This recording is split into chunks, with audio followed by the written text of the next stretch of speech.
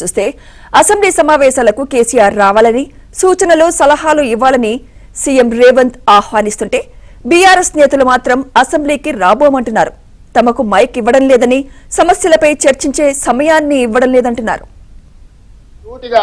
కేసీఆర్ గారికి ఆహ్వానం పలుకుతున్నాం. శాసనసభలో చర్చ చేద్దాం. మేము ఓపెన్ మైండ్ తో ఉన్నాం.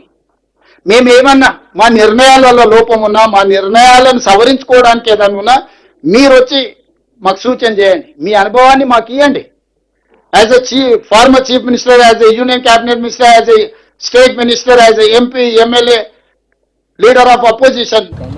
రాహుల్ గాంధీ గారు పొద్దున్న లేస్తే రాజ్యాంగం చేతిలో పట్టుకొని తిరుగుతాడు. ఇక్కడేమో అసెంబ్లీలో రాజ్యాంగం ఖూనీ అవుతా ఉంది. ప్రధాన ప్రతిపక్షానికి మైకే ఇవ్వడం లేదు. అందువల్ల మేమందరం కూడా ఇక ఈ శాసనసభలో కూర్చున్న వేస్ట్, మైక్ ఇవ్వకుండా ముఖ్యమంత్రిని తిట్టద్దంటాడు. స్పీకర్ గారు ఆన్ రికార్డ్ అక్కడ కూర్చొని మీరు ముఖ్యమంత్రి గారి మీద విమర్శ చేయొద్దు అంటాడు. అనొచ్చా అట్లా స్పీకర్? ముఖ్యమంత్రి గారి మీద మీరు మాట్లాడితే మీ మైక్ కట్ చేస్తా అంటాడు. మరి మేము ఉండేందుకు అసెంబ్లీలో? స్పీకర్ గారి పక్షపాత వైఖరికి నిరసనగా ఈ శాసనసభ ఈ సెషన్ ను బీఆర్ఎస్ పార్టీ బహిష్కరించాలని నిర్ణయం తీసుకున్నారు.